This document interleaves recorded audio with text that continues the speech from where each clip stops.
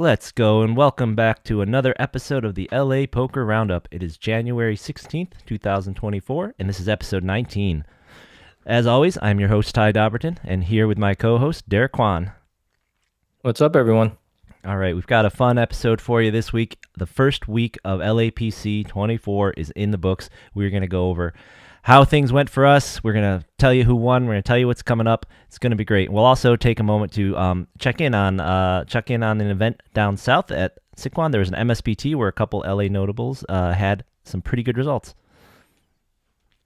And we're going to go over some of our experiences at LAPC this weekend because your favorite two podcast hosts were grinding at the Commerce, as we usually do. Yeah, maybe too much to our detriment, or to my detriment.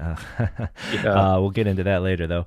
And also, after talking through all the big rumors happening at the bike, Mo popped up on Twitter and announced a banger. He has some big announcements for what's coming in March, and we'll go over his tweet and what we can learn from that. Yeah, super exciting to have Mo and the bike back in the mix. Procedural error, we're going to talk about the best min cash structure. Like, what is an appropriate percentage to pay, and what should the pay structures look like optimally to help players? I think it should be winner take all, personally, but we'll discuss. Yeah. And then also on on those kind of topics, we're going to talk over. Matt Savage had an interesting thread that Derek was pretty heavily involved in, talking about whether or not the TDA or the casinos themselves should take more responsibility in setting some rules, some fair rules for deal making and chopping when it comes to the end of a tournament. All right, so let's just jump right in here. The first week of LAPC, man, exciting. It's always exciting here.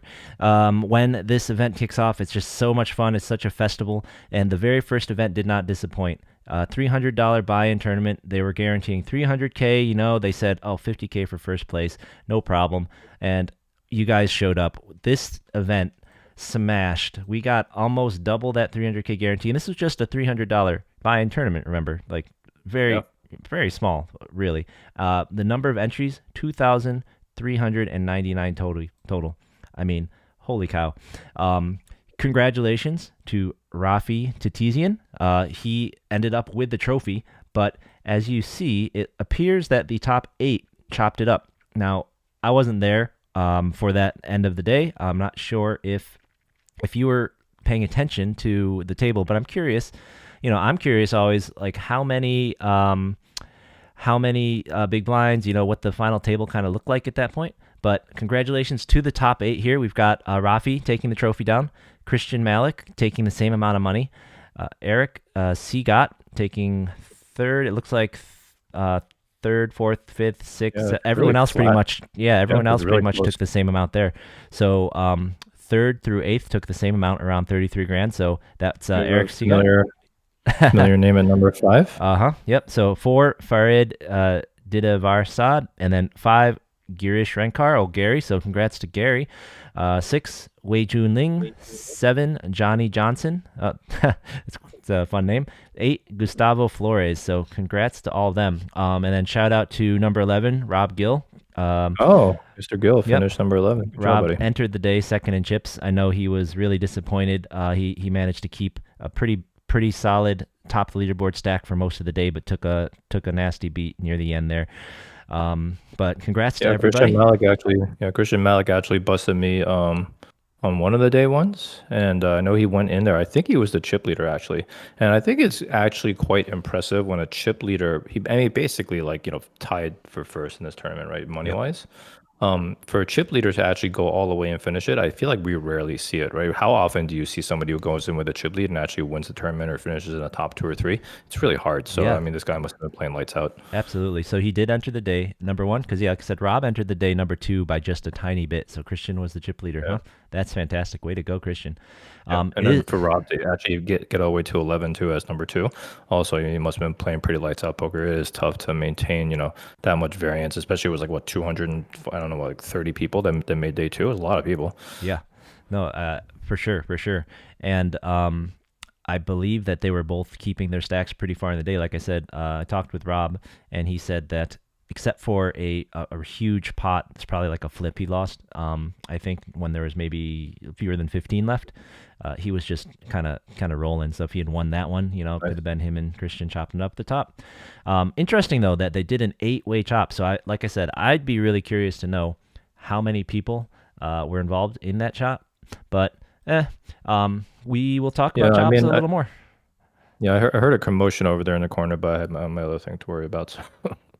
So. And Jared in the chat saying Malik ran so good, it was nuts, but he's a solid player. Yeah, he did seem like a pretty solid player to me. Yeah. But I think you got to run good to ever go deep in these things.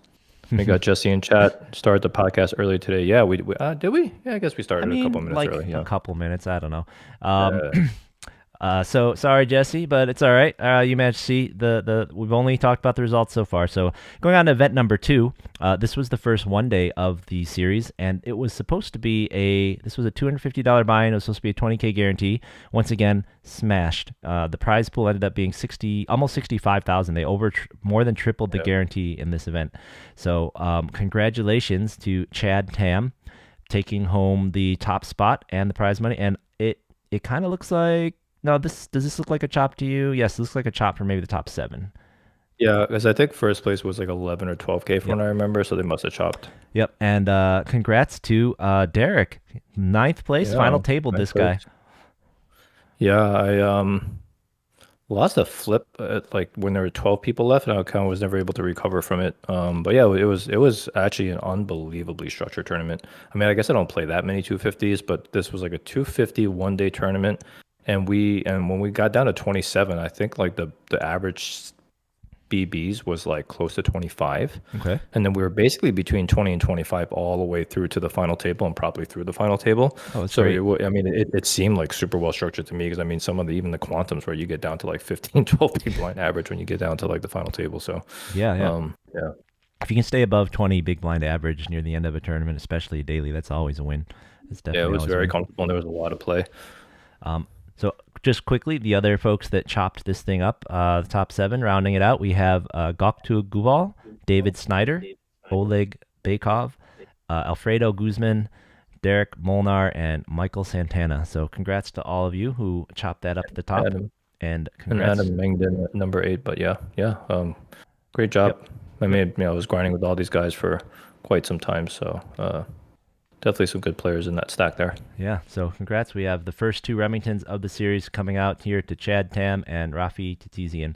Now, that chop here, 8-way, really knocked that top prize. Now, if I recall, the top prize for the opening event was actually in the 90,000, like 90,000 something, right? So it really flattened that out.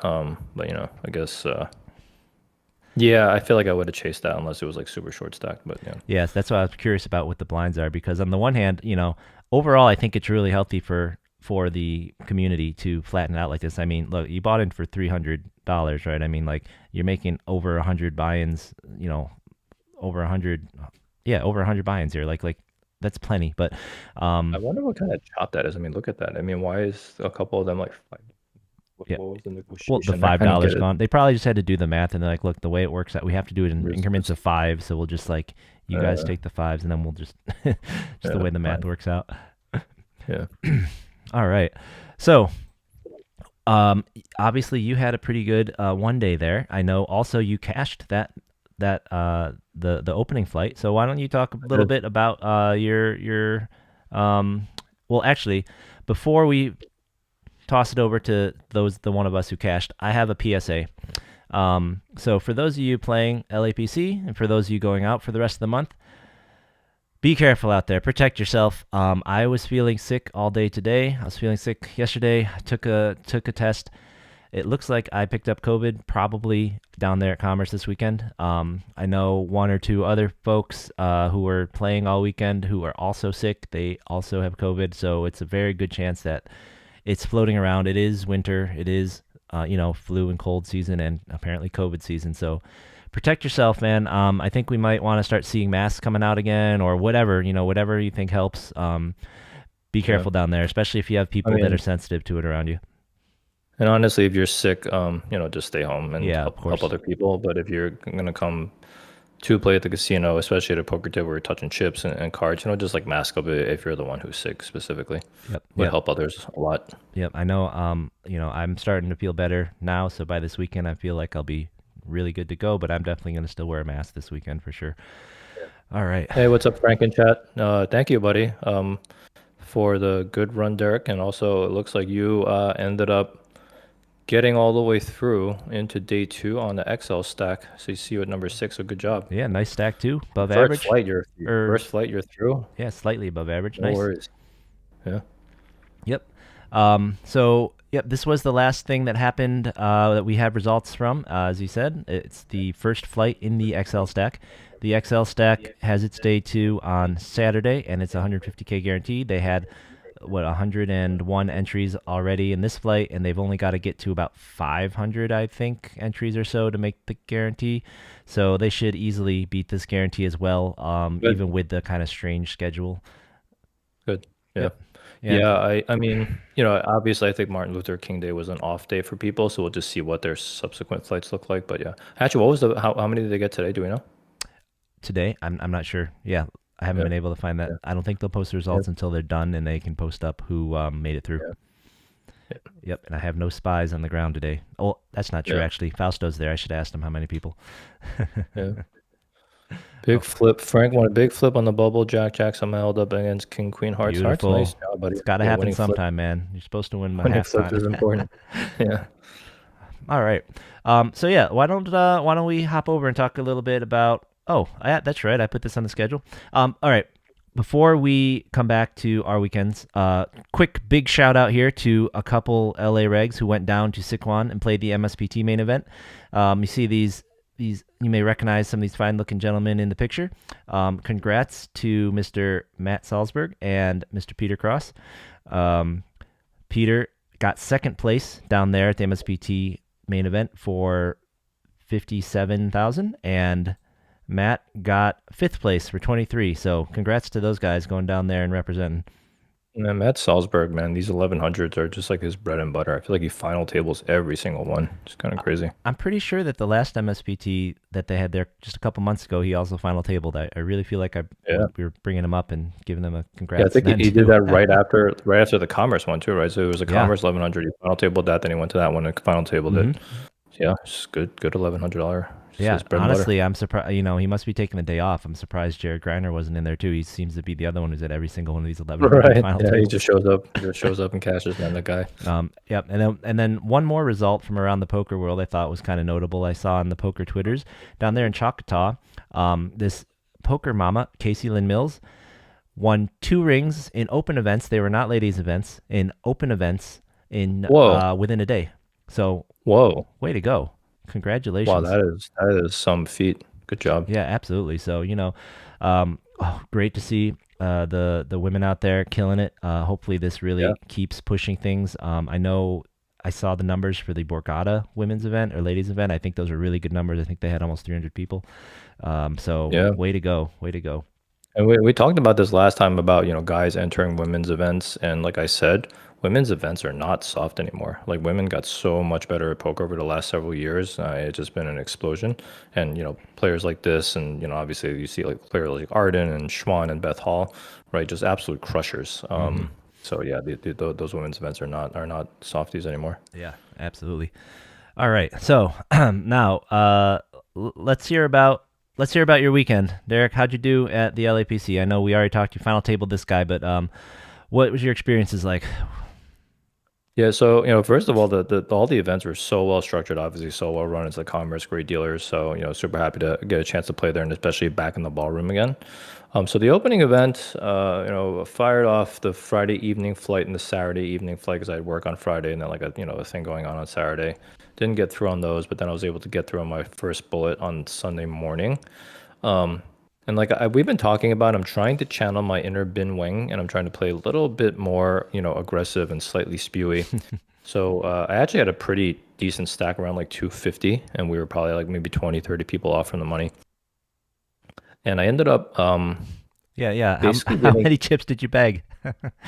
I ended up bagging like 7 big blinds. It was pretty brutal, but like basically there were 2 major hands in which I kind of punted. One I got check raised on the flop by kind of a pretty tight player after I had flopped a baby flush draw and decided just to go for the jam. He pretty much snap called me with a bigger flush draw. I was actually surprised that he snap called me with a bigger flush draw because it was just like a flush draw and a gutter. So I lost a huge pot there. I got down. I was able to build it back up, and then after that, I made a pretty bad call against a player. Like this player actually, like I don't think people at the table knew this, but I used to play like, mid-high stakes cash games with this guy way back in the day, like way back in the day. Very tricky player, very trappy, but also a little bit spewy, unfortunately. So sometimes when he makes a move, it's sort of balanced where you're just like, I don't know what's going on here. He limped under the gun. I flatted in the big blind with ace deuce, and the small blind came along. The flop came up ace jack queen. No, sorry, ace jack nine. Um, I two checks. He bet. Small blind folded. I called.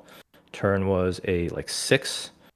I checked. He bet about half pot, and I was like, I don't know. So then I called, and then the river was like a blank, like a four, and then he ended up putting in like 3x pot. But it left me basically about like three big blinds behind. Like I don't think he counted my stack like correctly, and he just put out a pile of chips like he kind of does. And I called it off with ace deuce, which I guess is pretty horrible because he had flopped a set of jacks, and it was like a super unnecessary call there. That's not like, a bin wang play. I think the jamming the baby flush draw is a bin wang play, but that play was just sort of like a bad call and a bad punt. So that's actually what like kind of crippled me. And it was just really stupid in retrospect because I could have done a lot with, just even taking 200K into day two, right? So But anyways, still, really impressive that you were able to hang on to those couple big blinds and still get through. And not only that, but you survived like 50 places on day two, right? yeah, I actually beat 68 people on day two. I spun it up like pretty quickly. Like on the first orbit, I had doubled, but it doubled was like nothing. But then after that, I had won like another. I got down a little bit again, then I won, and I doubled again, back up to about 12 big blinds.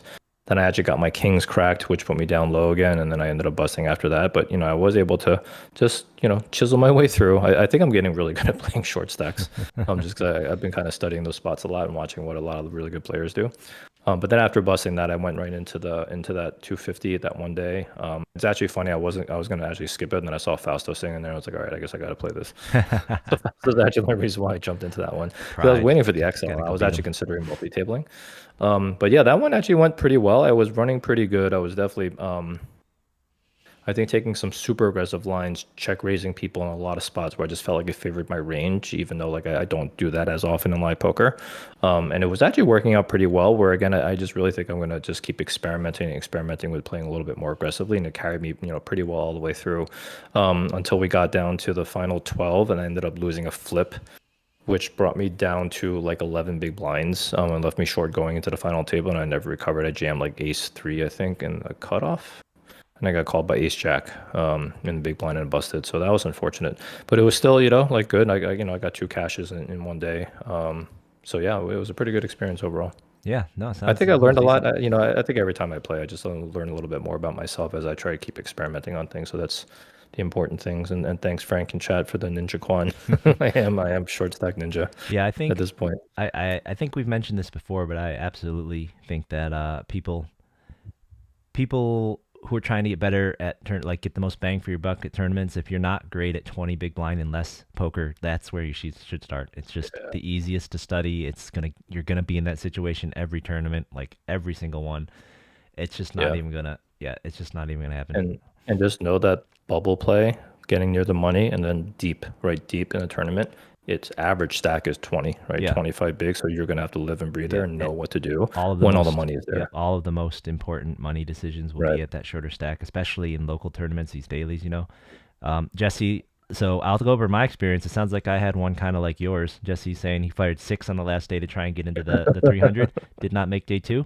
Man. I feel you, Wow. man. I feel you. So my weekend was not. I did not have those caches, and I showed up a couple times. And as we already started, apparently I got COVID probably right off the bat, honestly, because today is I think I'm over the hump. I'm feeling a lot better now, but I was feeling sick last night now. So I went there. I fired 4 bullets on Friday. And I tell you what, when I showed up on Friday, I was not prepared.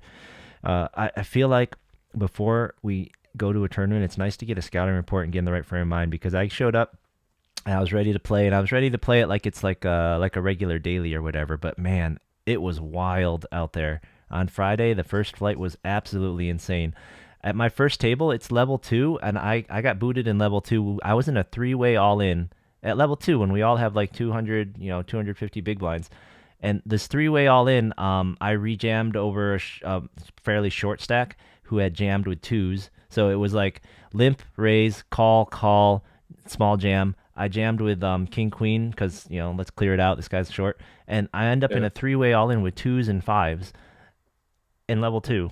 It's like 250 bigs. That's yeah, funny. it's like what the I wasn't ready, and I got to my second table, and I still wasn't ready. I'm honestly, I think my memory's not working great today because of the sickness, but I fired two or three bullets that day. Went into the afternoon flight, and I'm all right. So now I like took a little break. I was ready for the afternoon flight, and then I tell you, this tournament, the tables were so there was so much variety in the tables because then when I sat there in the afternoon flight, now I'm at a table with all the regs, with all the people I recognize. It's like a normal kind of thing. So now I'm like ready for craziness, Yeah. and I'm sitting down and we're grinding, and I'm like, oh god. And I just couldn't get anything going all weekend. It was really awkward. Like when I Yeah. did finally get up above a starting stack on some of my flights, so I fired four bullets that first day. I fired I think three the next day, and then just one on the last on a Sunday. Oh, that's not And bad. yeah, and every time it's not bad for me. No, and then every time I would get to like 45K or something, before Reg closed, I would just get cooled off. It was sick. I was finally starting to get a little momentum going. Got up to like 50K, but it's like level four or something, and then I get kings all in against eights and fours, and they both flop sets. And it's like, well, Wow. that's just how this That's weekend's going, unbelievable. right? It's just what's happening. Yeah. The last flight on Sunday, I was playing with Tony, Thuy Win. I guess he went down to the MSPT, was not able to bag, so he came back up, play with us. Um, and I swear, at that table, it was weird. The only person I could beat was him. He was keeping me alive, and as soon as that So table funny. broke, I did not win another hand, and I was out. It was crazy. Um, Yeah, man, these fields are just super high variance, and yeah, you got players just doing all crazy stuff like that, and all you can do is just, kind of hold your breath and cross your fingers and hope your hands hold up. It's yeah, pretty crazy but out I, there. I do say this, like being kind of being a reg there every weekend, I should have been able to identify and characterize my tables a little more, a little better, a little faster, because like I said, you do recognize the other folks you play with every week, and when you don't recognize them, well, if Yeah, it's a 300, we should probably expect something a little crazier than if it's like a 1K, yeah. right? Or even honestly One though, of the the most 1Ks had some important. wild play in them the other week. One of the most important skills you can have as a poker player is adaptation, right? Adapting to the players at your table. It's so important that you're able to adjust how they play and know how to exploit them. So again, that's why it's important to study and get your baseline, so you know what the baselines are. But then you have to quickly adapt, right? Yep. But yeah, I mean, I think you know that. You Yep. just were a little bit off your game on that Friday, but for sure, you know Yeah, that. and now that I know that these sickos gave me an actual sickness, I can use that as an excuse. Clearly, I was sick and not thinking straight. So Yeah, you had some brain fog, brain clearly, fog. clearly. All right. So but there were some other observations I had on the weekend down there at while I was playing. One thing was for these flights, the first flight of Friday was like 400 people, and I was expecting. I feel like in the past, the afternoon flights on a lot of these things are bigger than or by afternoon I mean like the 3 o'clock, the 4 o'clock Yeah, yep, tend to be bigger yep. than the like 11 or 12 o'clock. And in this 300, I believe not a single one of the evening flights was bigger than the morning one, which that surprised me. Um, I feel Really? like yeah, I'm pretty sure not a single one of the evening flights was bigger than the morning one. And which is for me, I found that odd. And then uh, I was talking to a couple other folks, and uh, Jesse saying his very last bullet, he was in a three-way with queens versus ace king and ace king. So and they hit on him. Yeah, I mean, uh, there's never a Brutal. better spot to be I know, against right? Ace King unless they both have it right, and then bam. Yeah, that's brutal. But yeah, none of them were, and I was trying to think of why. And I was talking to some other folks. I was talking to Rob Gill, and for he and I, we both really feel like if you're going to start a day one flight late in the day, 100% the last one if the day two's the next day. But in general, just like if you start a flight later in the day, we really feel like it should maybe be a turbo. All these levels were 30 minutes for the morning. Nice, great structure. I feel like if you're gonna start a day two at 4 o'clock, 5 o'clock, maybe just make them 20-minute levels, and when you write it on the sheet, Yeah. not like anyone's gonna be surprised, but that way, the staff here, by the end of this thing, the staff is going to be they're gonna deserve a big vacation. The people, all the dealers, all the floors, everyone working this LAPC are getting put through the ringer, man. This schedule is so packed. There's so many events. There's It so is. much going There's on so many events, all day right? long. These are like 20-hour days. It feels like not really, but Yeah. close. Like they all start at noon and they're all done at like 2, right? So these are all like 15, 14-hour days these dealers are Yeah. working. It's Anybody know crazy. when those do we know when those late flights ended around? Oh yeah, Anybody know Frank, when in did you chat? bag? Um, so But I mean, like, yeah, like for, yeah, I think many people and many players are just going to be allergic to turbos in general. So, yeah, it's always the fear yeah, of running turbos. But I for think to your sure. point, something should be done to maybe accelerate this a little bit to save the staff and even the players, right? Because you're like totally burned out playing that Yeah, long of a day. even if all you do is make that afternoon session start at 3 instead of 4, I know then there's a little overlap in super late regging in the morning and whatnot, but like, Yeah. so there's a little overlap. That hour is so important when it compounds over and over again. I saw Michael Long had it was kind of a funny story, but at the same time, it's like it just makes you realize how tough it is. He had a story. He was playing late at night, and in the hallway there where they have the couches, he had a little video showing he saw one of the dealers taking a nap over there, and it's just like, yeah, it's it's tough. Yeah. Yeah. The Yeah. Those 150, days are Frank, the very long. 150. So, yeah, I don't know. Like, start them earlier. And that's the other thing is, why did they start it at noon? The Garden starts all its events at 11. I think the Bike starts some of its events at 11. People show up. I don't know if we need to start Yeah. at noon. Why I don't we mean, like start at 11? I personally like noon. Just gives me a little bit more time to maybe take a nap and just do some stuff in the morning. But you're right about like starting at 11 is probably just best. Like I like actually leaving earlier too. End of the day. Yeah, and if you want a late reg, then you're gonna late reg anyways. You still come Right. later.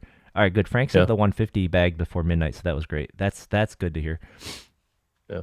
Because almost all of the 150K flights are starting at night. So if you want to play the Yeah. 150K, you have to go after work and play. So I I wanted to fire both the XL and while I was playing my one day so badly, but I just kept getting more and more chips, so I couldn't like not pay attention. So I was like, F, I can't, I can't. So I first ended world up not. problem, I big was stack actually even problems. asking like I actually almost like just like max late red, just throw a stack in there and just see like what happens. But I'm glad I didn't because I ended up final tabling.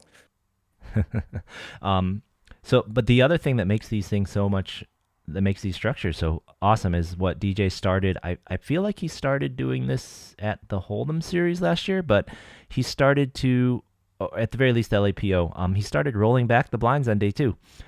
Instead of going Yeah, with that's so good. Yeah, instead of going with the latest or the earliest time day 1 ends, he's just said we're gonna start at 3-6. Um, Yeah, I mean, I had literally like two big blinds, right? Which ended up being like seven or whatever. It was like three, right? Ended up being seven on day two because of the blind roll back, and that was huge for me. And it's also huge for the players that have hundreds of thousands in chips, right? Because now you have like these huge, super awesome deep stack poker starting at day two. It's super fun. yeah, and I think it gives more play. And when did that cheering that you heard happening, or when did that commotion happen? Like they still finish around probably 8, right? Like It wasn't that bad. Yeah, it was around like maybe eight-ish yeah, or so something like that. you I still remember it was finish at a just kind of reasonable like, hour, yeah, and yeah, it's fantastic. I think this is really great for multi days, and I think this kind of helps solve a lot of the problems that these multi days with the big guarantees want. They want you to be able to yeah, finish. They want to knock people out at the end of the day so they can get done and bagged up, and they get them out so they can register again tomorrow. But then we want to actually be able to play. So this is fantastic. In my mind, this is yeah. kind of getting kind of the best of both worlds. Like this is one of the only good quote unquote things about like the quantums was that when you got to day 2 with a decent stack, it was a decent stack. Um, Yeah. but Yeah, even like the one day, I mean, I felt like we made the final table probably around like 9:30, 10, which wasn't too bad either. So, and the thing is, it still felt like very good play because it was like 20, 25 big steep. And this is also with, we more than doubled the, like triple the guarantee almost, right? Um, yeah, yeah, so I don't know what sort of magic DJ is doing with the with the yeah. structures, Hey, but they seem really well Rich. structured, all of them. Hey, Rich. Thanks for joining us. Rich is he's actually well, I believe he's are you still a tournament director at Maryland Live, Rich, or not? He's a buddy from the East Coast. Thanks for joining in. Yeah, what's up, So Richard? Yeah, so it's not that there's a max number that it rolls back, it's that there's a fixed level it's going to start at on day 2, which just is always earlier than is always ends up being a rollback because of how it's set. And it's really nice because what you can do is, we know 1 in 10 is bagging. You start with 30k chips, so you know that the average stack is going to be 300k, so you just pick a blind level that's like nice and playable, right? So Yep. um and that's really cool, and that's kind of what they did. That's kind of what those quantums do. And honestly, I have an idea I want to talk to DJ about. Is like, I don't know how badly this messes things up, but that day 1, you really want the end of the day to end. You want to accelerate, you want to knock people out, and then you want to be able to give people play on day 2. What if you just would it be possible, or would it be helpful to create a totally custom day 2 structure? Instead of just rolling back, you just have a different structure sheet for day 2. Kind of Yeah, why not? exactly the way that the quantums do, right? Yeah, who cares? Who cares about continuation, right? Just make it work. Yeah, have a day 1, and then you play your day 1, you bag, and then day 2 has a different structure. You started the blind level so everyone can have play, and you can structure it such that it will do what you want it to do, whether that's end at a certain time or have play for a long time in the middle or whatever. Yeah. Hey Xander, hope you're feeling a little better. Hope you're What's up, not too Tanner? knocked out there. Yeah, so Frank is saying 300k double bag was 2k bonus, 150k Oh yeah, I bonus was is going to bring that up, 1500. Frank. Yep.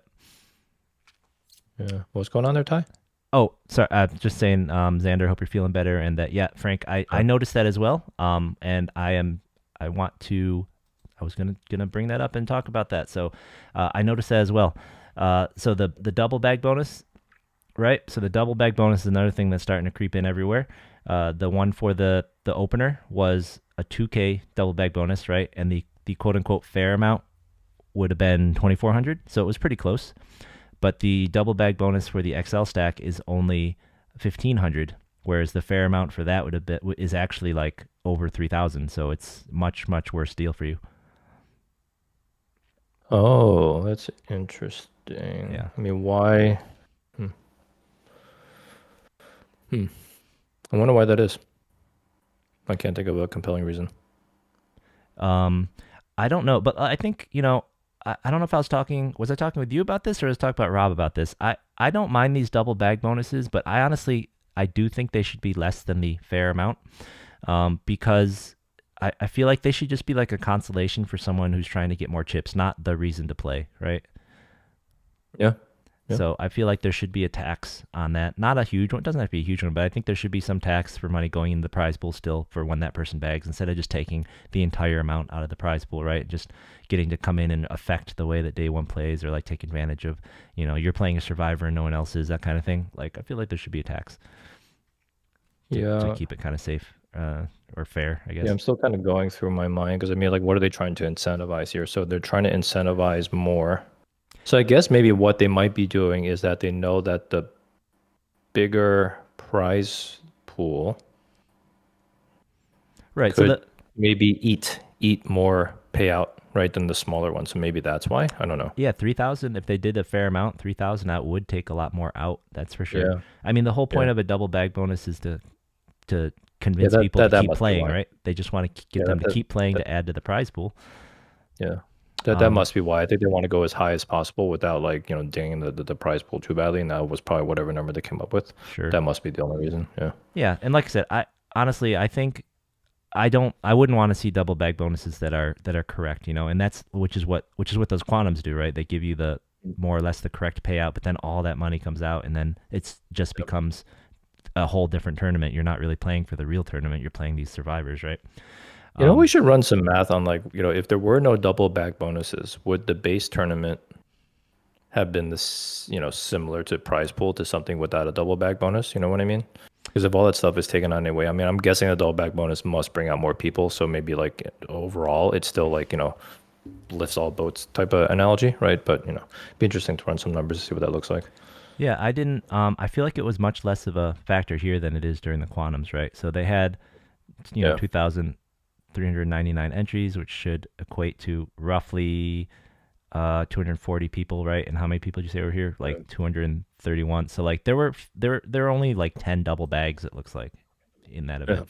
So that's not like a big deal. Not too bad. Yeah, it's not a big deal in this case. But like, we've run the numbers before in the quantums, and the money taken out, because it's not even a double bag bonus. They would give you money just on the first bag, Right. Oh, yeah. We Jesse got points out that they started giving us slight little food coupons back, not as much as they used to give, but at least they're giving something back, and yeah, I feel lowering the like food. DJ is really kind of fighting hard for some player concessions and stuff, like the food. Being able to stack the food coupons is kind of nice, right? There's like a whole bunch of little things going on. Fighting for that potential player of the series award is pretty nice. So lots of little things happening, which is Oh good. yeah, that player of the series. Do you want to talk about what you heard? The rumors we're hearing about that? Yeah, so player of the series, and actually before we get there, we got Carney Prince asking anyone going to WSOPC in NC next Oh, month, North 400 buy Carolina. for 750K guaranteed. Wow. That's nuts. I, So I, I, my buddy Mark Levin probably will be going to that, but I don't think most of our listeners will be making the trip, Carney. yeah, But thanks for still, the heads up. We are mostly focused here on LA, but good luck to everyone on the East Coast who can make it to that. That sounds like a great yeah, event. that sounds like a great one. Obviously, you're gonna go for that ring.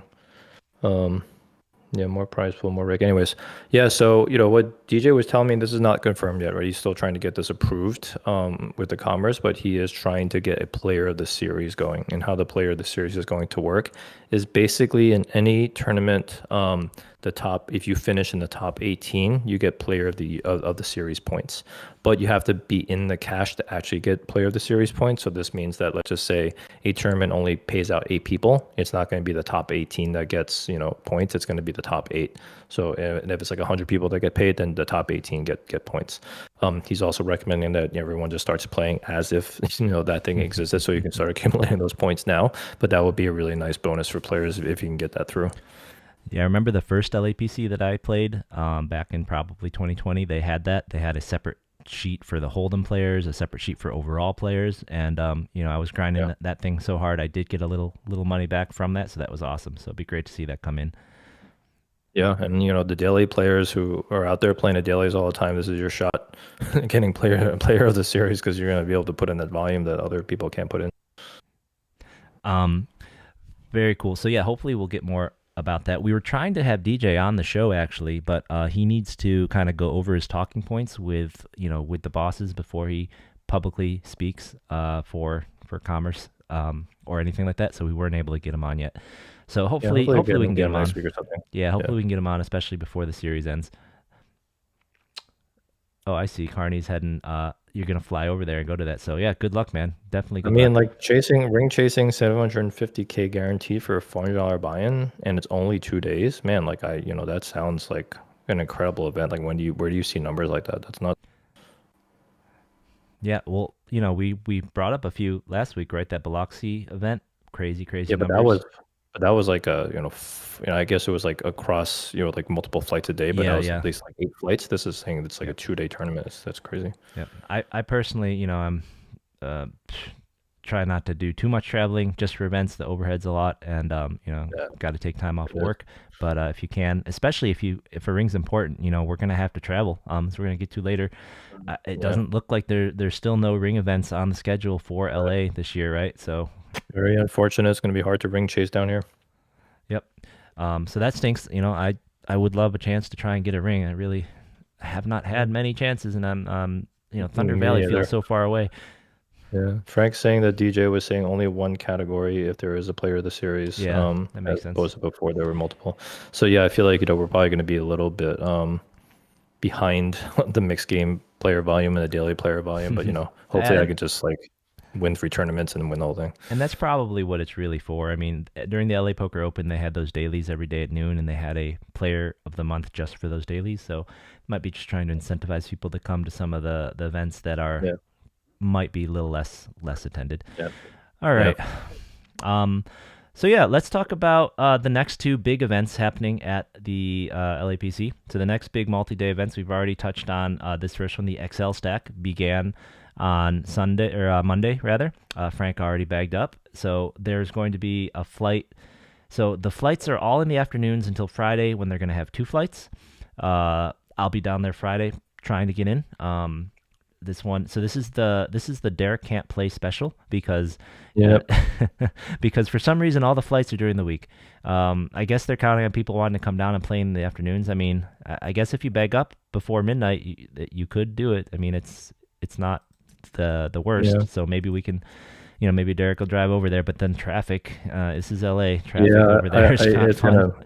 I'm pretty sure I'm gonna skip this one just because. I mean, I would love to be able to maybe just squeak in that Friday flight, but I just feel like driving across like from the west side in traffic during rush hour. I'm gonna be super tilted and tired by the time I get there, and it's just gonna be a super punty session for me. So I Yeah. may just skip this one. And like I'm pretty sure DJ and the Commerce have their reasons why they're running it like this, and then trying to boost up those dailies on the weekends. But man, this could be easily 350, 400K guarantee, right? If you just ran it over the weekend like they did for the last event. Yeah, yep. We mentioned this when we went over the schedule as a whole. I'm not sure why they have all these different day twos. If you just made every day two Sunday, it would just be so much easier to Yeah, read the it would be schedule and blowout, right? plan And your you week. still, yeah, it would be blowout events, and you would also still have your one days, right, on Sunday too. Just run it, alongside the day two people. Don't get it. Yep. But yeah, I think I'm unfortunately gonna have to skip this one. So just a couple things to point out about the structure, as Frank mentioned. So for this, it's $320 going into the prize pool, 80 going to rake and stuff. So there is a $1,500 double bag bonus, which should, if it were fair, would be 3,200. So it's less than half of what a quote unquote fair amount would be, since 1 in 10 will be making the money. And then also day two, I believe they are setting the blinds at a certain amount for day two as well. I don't see that written here though. I thought I did. Oh, right here. Day two will start at level 13. So it's going to start at 3,000, 6,000.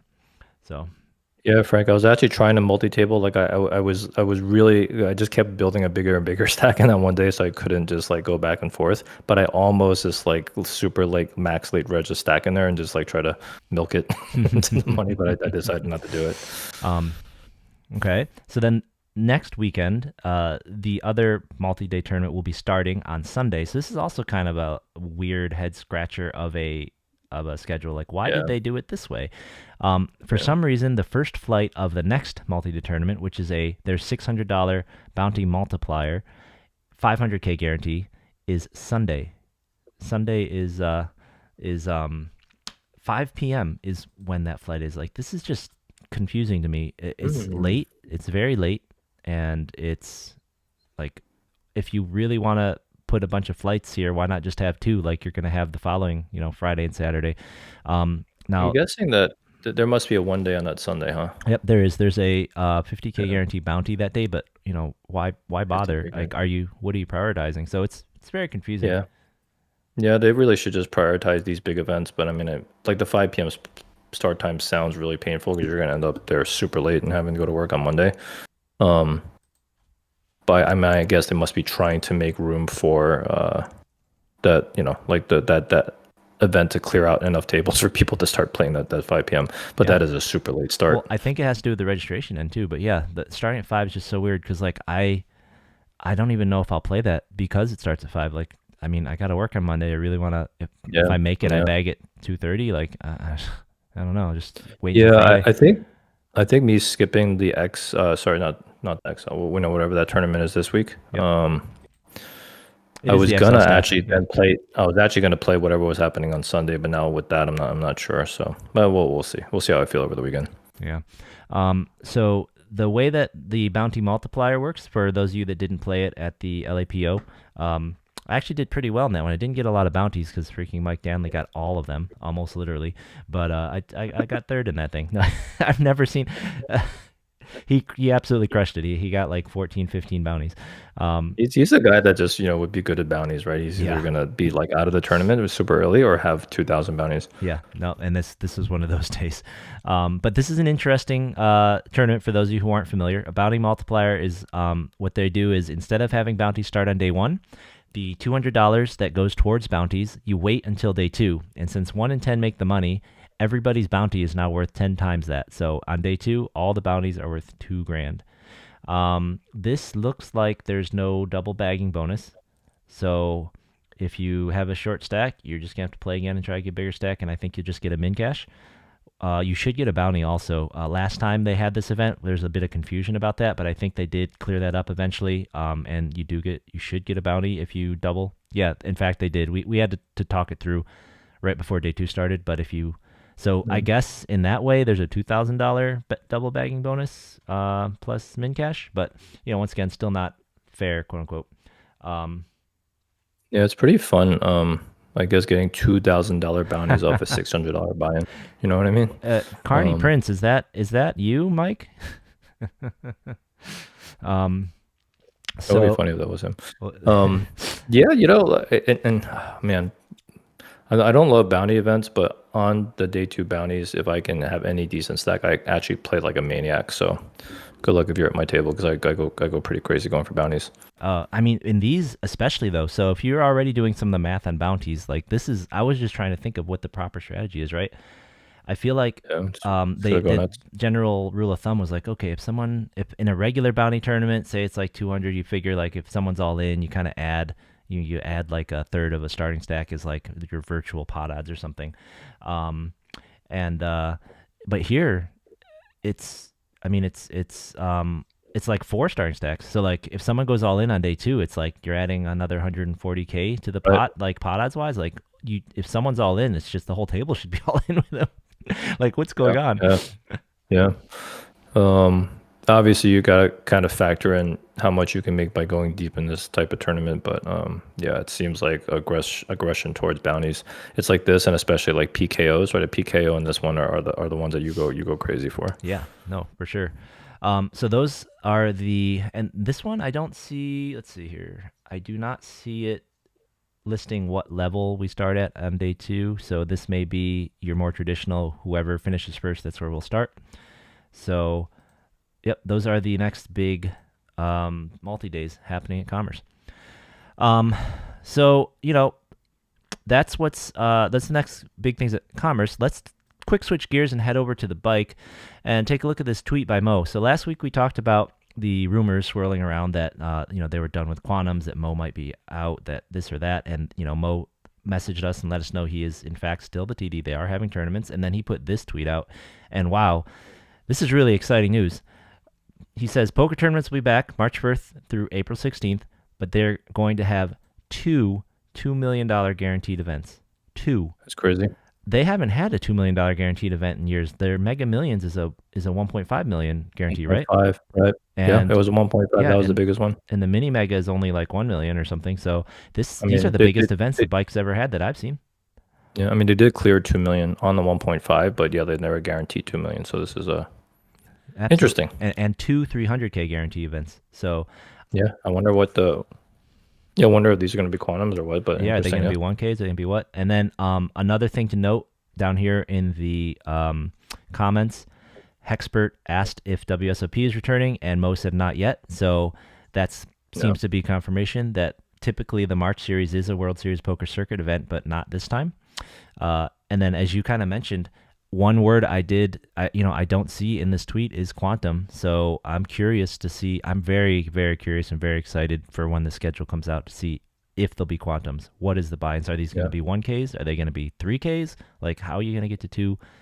Are these going to be, if they are quantums, is it going to be like a 2-week festival, like the freaking, like the Mega Millions, like 2 million guaranteed? They need to stretch to try and hit that. And in the 300Ks, what are those? Are they going to be like the one that Yeah. DJ just ran? I'm very excited to see what happens here and to see Yeah, what they're going to do. I'm just happy that Mo's back. I'm happy the bike is back on the schedule. They're going to run their events, huge guarantees. I'm going to tell you right now, it is January 16th. We're only 2 weeks into the year. I am exhausted already, man. Like from like the Gardens event, like the awesome garden events that Kevin had put on, and then right into LAPC. I also feel like, just basically on vacation mode and had to come back to work, right? So everything is just kind of hitting all at once, and I am just like brain dead. So I'm actually glad I'm skipping that event this week because I feel like I need a little bit of like brain rest. But I'm definitely gonna be back at it, and then we're gonna be right in the fire again, like in March, right? As soon as this bike series fires up after LAPC. So Yeah, no near the rest end for of the the weary. LAPC, they're going to have that big, the one, that big 1 million guaranteed 1K, Yeah, and then we'll be yeah, that's rolling gonna be right that. into this series. I'm so excited for that 1K. It's gonna be such a good one.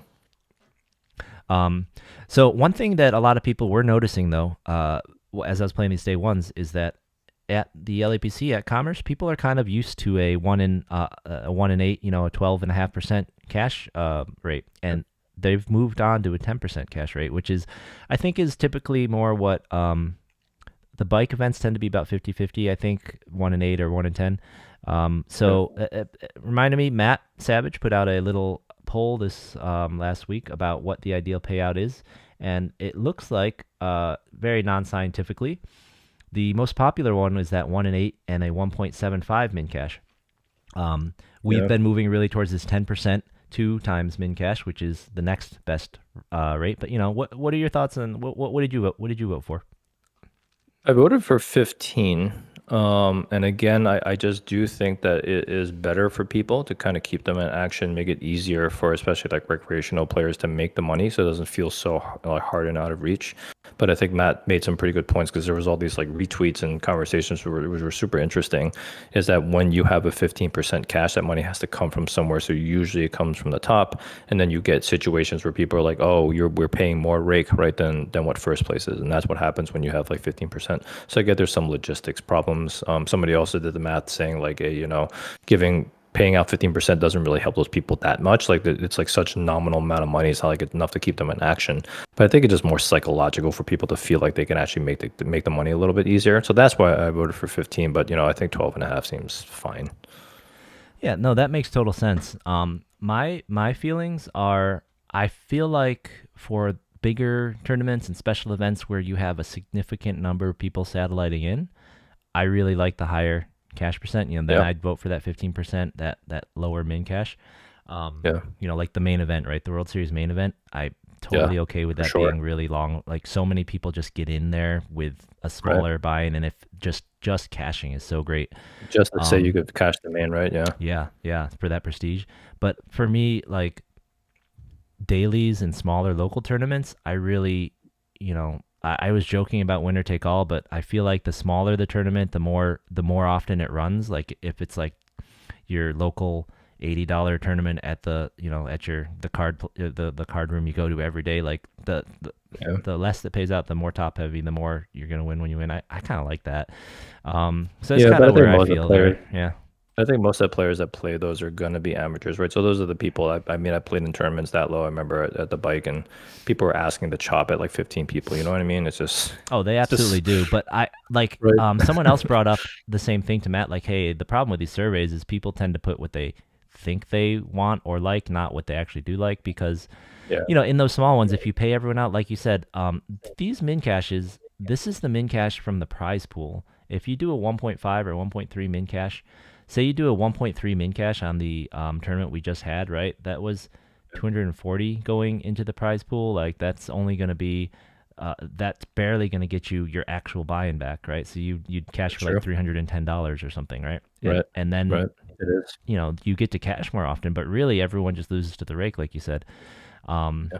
so I guess I don't like seeing people kind of get what they want but losing overall.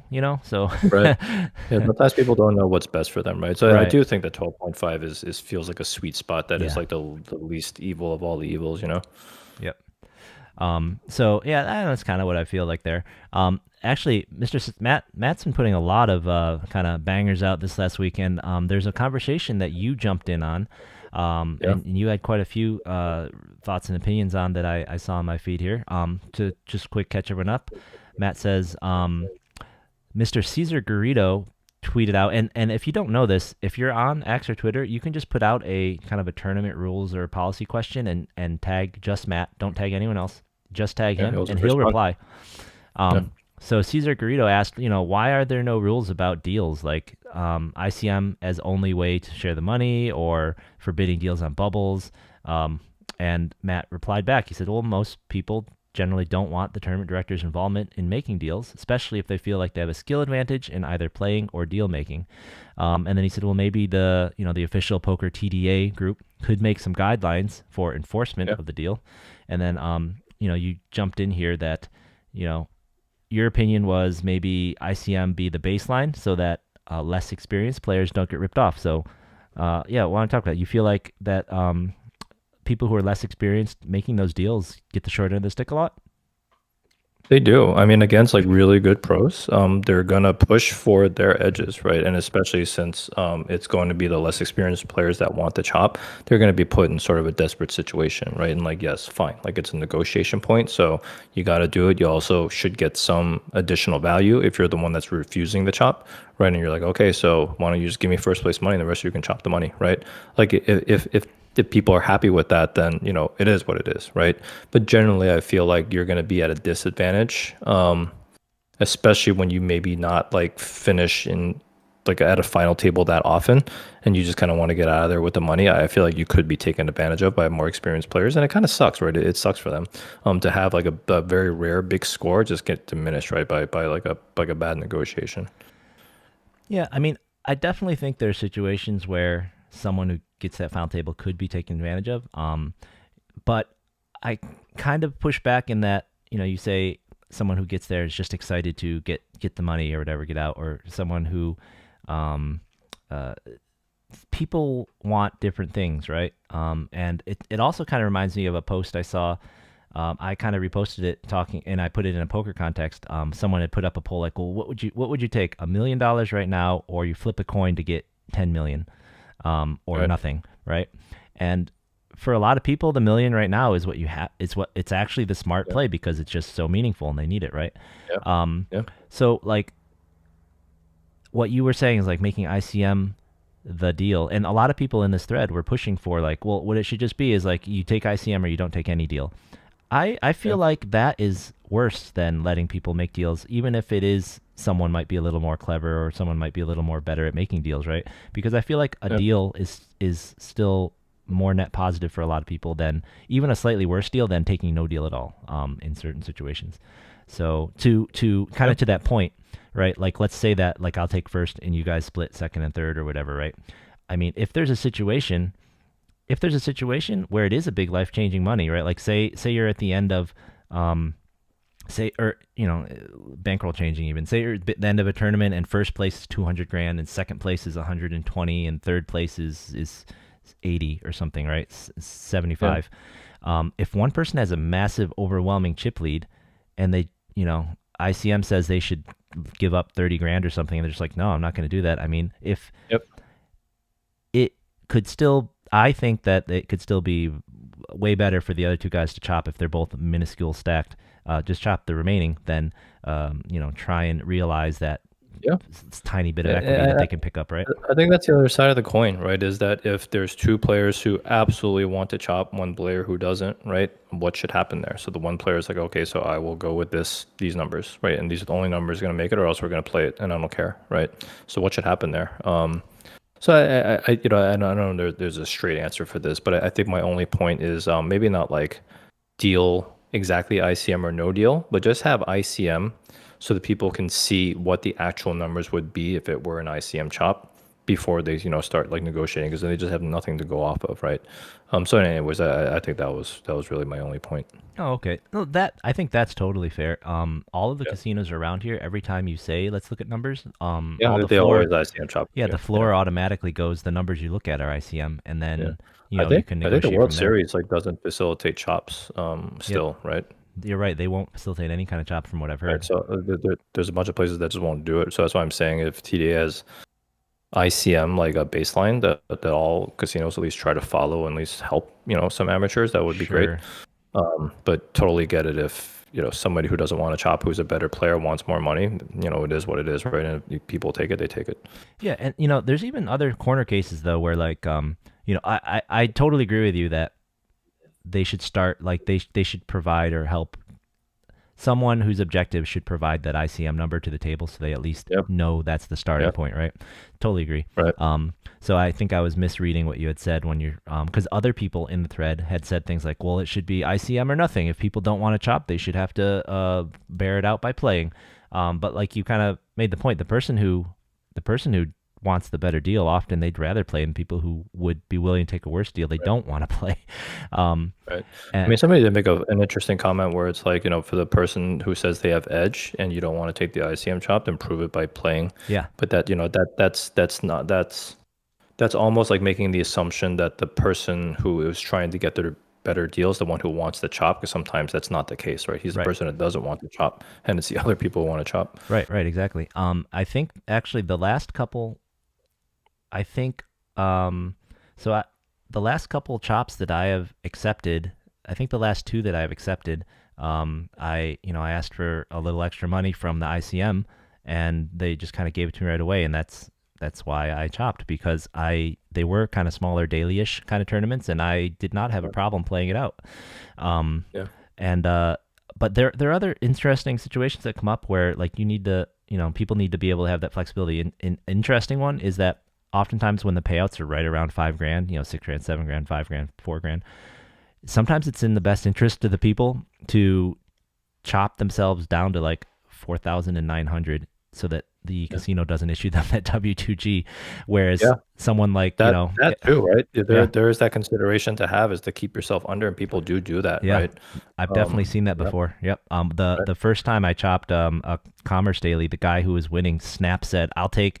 Like he was supposed to get paid out 7,000 something, and he's like, Snap says, "I'll take 4,995 or something. You guys split the rest It because I makes don't want that." it, it Because makes he's sense, from a right? different Especially state or you. something. California withholds extra. Yeah. So I don't know, something Yeah, like it that. killed you. Yeah, and a It'll lot of kill you. yep. And I feel like that might have even come into play in remember that deal? I think it was in Florida where Kitty Kuo and Yeah. I forget Shannon the pro. Shore. Yeah, and Shannon Shannon somehow Shore. got more than he was supposed to get based Yeah. on like everything. But Yeah. And people were maybe saying like that Shannon ripped them off, but I think it was actually because of the taxes. that's what I was gonna say. Yeah, taxes. Yeah. Like if you're all from different countries that are gonna tax your winnings far differently, then it's not really fair to chop Yeah. evenly. Like as far as take home Yeah. money goes. So Yeah, most of the time I'm either going to say I refuse to chop, or if it gets super short, I will just take the ICM chop without asking for more, even if I think I get more. Um, because typically what happens is I'm sitting there with mostly recreational players. Because if I'm sitting there with a bunch of pros, like we're all just not going to want to chop anyway. So that's just sort of my basis for it. But it's just more of like a personal thing. I just almost like feel bad sometimes, like trying to get more money from people, and just like, you know what, I'm just fine with this money and let's just go. yeah, for me, I don't feel bad if I'm willing to play. So if I'm Right. always like, Yes, I'd rather exactly. play, but if you want to look like my stance Yeah. almost always at the end is I'd rather play, but if you want to look at numbers, I mean, Yeah. I'm gonna ask for more, but like because Yeah. I just want to play. But if you guys want to look at numbers, like you have to pay me to get me to stop playing, basically, right? Yeah, and my stance is usually like if I want to play, I'm just going to play and not even entertain a chop. But Yeah. yeah, but I don't think there's anything wrong with the way you're describing, because you are giving people what they want, and then obviously getting value for yourself, because that's not your choice, right? Right. Yeah. And it's Yeah. it's interesting actually. The so of these ones that I have trophies back here, right? The Remington was a chop. We chopped and then we played for a piece and a save and a trophy. But the other two, Yeah. the Action 8 tournament and the Gardens tournament, those were played to the bitter end, no chop. Yeah. Which If I got deep yesterday in that final table, there was no chopping for me, because I was only really playing for that Remington. Yeah. You know what I mean? So in that case, that like the money was like meaningless to me. I just like I needed that Remington. And I feel like I must have just gotten really lucky with the structures of the events I was in because with us going over the results every week, right? I mean, we can count on one hand the number of times it looks like people didn't chop it up. So it's, Yeah, I mean, that's kind of, I don't know when people don't chop tournaments anymore. It's like crazy. yeah. I mean, like we continually and routinely have been seeing people chopping 8 ways, 9 ways, 10 ways. So Yeah. I feel like either I was very lucky or, and with the Action 8, the structure must have been so good or something. Like we literally didn't even bring up chopping. It never Yeah. came up a And single I, time. I'm telling you right now, if you guys make a final table with me at this series, I'm Remington hunting so hard that I'm probably just not gonna chop, because I need to go for that trophy. Well, So I apologize ahead of time. so Even hard, if but we're not short at the stacked. expensive value. Because if you were really going so hard, you would take the trophy over a little money. Yeah, I mean, I guess if somebody were willing to give me that kind of deal, I might actually take. Like, I don't know. I have to think about it, because now then I'm just like, how much money? How much money am I willing to give up for this trophy? right, right, yeah, yeah. Maybe I But shouldn't have said it on air, because now people are gonna be like, yo, well, I like ripped their head off. it's that first one. It's that first one. It's like with this one though. You're right. These two guys they chopped for the exact same amount of money, and Rafi got the trophy. So maybe if you're in that situation, you can be like, look, we're really close in chips. I don't want to chop, but if you give me the trophy, we'll chop ICM, right? Yeah. It also just feels like I didn't earn it. I don't know. Yeah, I that's think why we I'll played it see out. We that. played out like crazy, like two hands Yeah. per level turbo to try and just Yeah, have the winning hand. I'm gonna fight everyone down for that trophy for reals. Yep. Um, so yeah, no, I agree with you. I think ICM should be the starting point. I think that should be the start of negotiations, Yeah. and I think the floor should frame it. The math says this is probably fair if you were all even in skill. You may Yep. negotiate. Yep. You know, Yep. like, You want to go for that? So like that, it's like so basically when Shannon Shore's like, I want this amount, and then somebody's like, oh, I just lost $3,000, right, with this deal. Like at least they know what the basis is. mm-hmm. Yep. Nope, totally agree with that. All right. So I think it is time for the weekly roundup. Let's go over what is going on. I will try and break down the LAPC schedule real quick for you. So this is pretty easy to read if you're a Hold'em player. There's really just the big long events and a daily every day, the 250. But if you are a mixed game player, listen up. So this week, the LAPC, as we said, the XL stack started. It started, the day 2 is on Saturday. There is a flight every afternoon at 4, and on Friday there will be 2 flights, noon and 4. On Wednesday, there's an 08 Stud 8 event. These are all one-day events that I'm about to read off. On Thursday, there's a toe event. That's a triple draw in Omaha, all low ball games. Friday, they'll be doing Heroes. On Saturday, there's a one-day event, a 50K. So, that if you're really can't take your vacation, your poker vacation, that might be one you want to come in for. 1 day 50K guarantee. Sunday, there's a 1 day 50K bounty event. And then on Sunday at 5 p.m., as we said, is that Bounty Multiplier flight. Once again, I don't know why it doesn't start at 4. It's just so weird. On Monday next week, there's a PLO event, and on Tuesday there's a PLO 8 event. So that is what's going on at PLO is blowing up right now. So if you're a PLO fan, there you go. Right, there's a bunch of PLO events happening early next week. Yep. Around town, so I didn't know anybody who went to the MLK tournament over at the Hollywood Park, so I have no info from that. If you guys know who won, let us know. I did a little searching on Twitter. No one was posting about it. Maybe they overlaid. I don't know. I hope they hit it. But next week at Hollywood Park, next weekend they have I think these are kind of their normal tournaments. So the standout is Sunday. They have a 10K guarantee bankroll builder. It's 100 plus 100. I would just go and play the bounty event at Commerce personally. It's going to be a 50K guarantee. But that's what they're having there. And then all of the regular dailies as well are happening at the Gardens. Build up those points for that 50K free roll. I think I'm pretty close to 40, so I'm going to have to try and get down there, double check my points. I might need to go and put one buy-in in just to get over 40 before the free roll happens. And that free roll, fallacy. Yeah, that free roll is March 2nd, I think. And then all the dailies are happening over at Lucky Lady as usual. Yeah, so looks like a really full series, but to your point, LAPC is going to be a huge blowout. Prize pools. So we're talking about ROI for your buy-in. That's definitely going to be the one if you can make it all the way over to Commerce. Yep, absolutely, and protect yourself. Don't get COVID. Yeah, I think I'm gonna go invest in some masks and probably start masking up a little bit until this all clears out of there. Because there were a lot of, honestly, I felt like there was a lot of sick people sitting at the tables when I was playing. Yep, the guy sitting at my table who's coughing he pulled the old I've had this cough for over 3 months, man. I'm not sick, don't worry. Those allergies, don't worry about it. Yeah. All right. Well, that's all I got for you this week. I'm gonna go and back and rest. Let's get you out of here, man, so you can go get some rest. Yeah, I'm gonna go have some chicken soup. I think I'm gonna go rest up. Thank you. Thanks for joining us. Thanks for tuning in, man. Guys on the East Coast. Thanks, Rich. Yeah. Very thanks cool. Everyone thanks, Frank. Thanks, Jesse. In. Everybody. Carney Prince. Yeah, love chatting with you guys live on this, and I love when you come and hang out with us. Even though I probably won't see any of you for this week, I'll hopefully maybe catch some of you on Sunday if I can come out for a couple of events. All right, I'm going to have to carry the torch for the roundup this weekend. Yeah, I'm going to be rooting from afar, all you guys. All right, guys. Thanks a lot. We will talk to you later, and maybe not Derek this week, but I will see you at the tables.